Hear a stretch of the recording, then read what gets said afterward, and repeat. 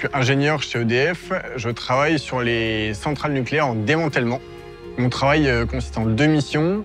Une partie étude pour les projets et une partie accompagnement des sites sur l'exploitation incendie. C'est d'ailleurs ce deuxième point qui me plaît le plus.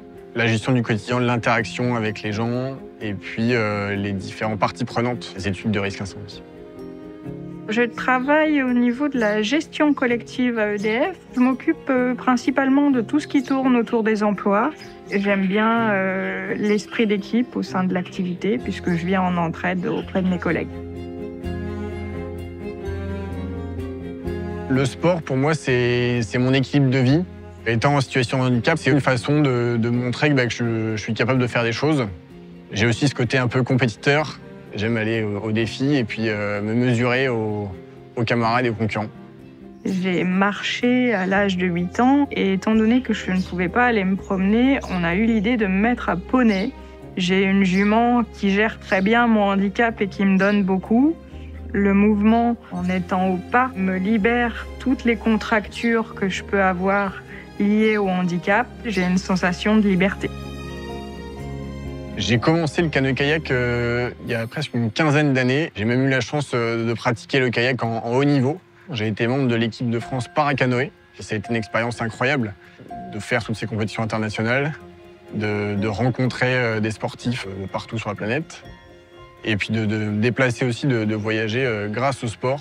Je suis cavalière de paradressage. J'ai fait plusieurs championnats de France et j'ai eu l'opportunité aussi de participer à des compétitions valides, ce qui m'a permis de montrer ce qu'on était capable de faire avec un handicap. C'est un sport qui est quand même plutôt facile à adapter et ça me permet de passer outre ce handicap. Une fois que je suis dans le basseau, une fois que je suis assis, il disparaît complètement et je me retrouve au même niveau que des gens qui sont valides. Quand je suis à cheval, je ne me sens pas du tout en situation de handicap. Parce qu'effectivement, bien sûr, il faut des adaptations, mais une fois que tout ça est mis en place, je peux monter à cheval normalement et le cheval est beaucoup plus à l'écoute qu'il peut l'être avec des personnes valides. Du coup, il n'y a aucune différence à ce moment-là. Le fait que mon handicap soit visible permet de parler de ce sujet plus facilement et jamais ça a été une difficulté pour moi dans le milieu professionnel, dans le milieu sportif. Ça a souvent d'ailleurs été bien pris en compte dès le début. Ce que je dirais par rapport à mon expérience, c'est de bien se connaître pour pouvoir en parler librement, pour qu'en face les personnes qui ont affaire justement au handicap puissent adapter notre activité. C'est beaucoup plus facile d'en parler plutôt que d'essayer de cacher. Et dans le dialogue, on arrive toujours à trouver une solution. J'ai toujours eu beaucoup de caractère et l'envie de me battre, qui fait que j'ai toujours, même avec des difficultés, réussi à aller là où je voulais aller. Donc je me suis dit que plus je parlais de mon expérience, plus ça serait facile pour les gens qui voulaient faire de l'équitation après. Mon projet s'appelle « À cheval sans différence ». Je fais des conférences, je viens en aide auprès des personnes nouvellement accidentées et ça me sert aussi pour essayer de trouver du partenariat pour aller en compétition.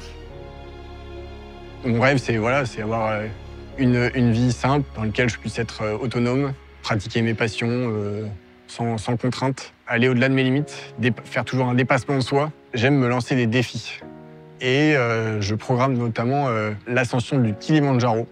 Moi, je serai sur une joëlette poussée par 3 personnes. J'aurai la possibilité de marcher, de descendre. Et l'objectif, c'est qu'on arrive tous ensemble en haut et qu'on arrive à redescendre tous ensemble en parapente sereinement. Mon rêve a toujours été faire de la compétition en paradressage et aller le plus loin possible. J'aimerais avoir un projet paralympique. Il y en a dans 4 ans, donc on verra ce qui se passe d'ici là.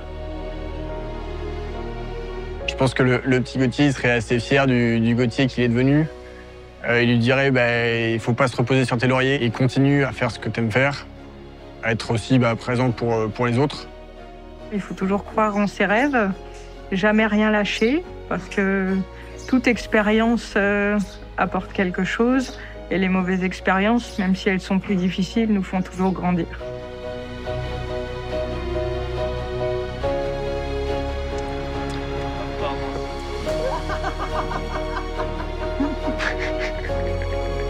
j'ai eu l'occasion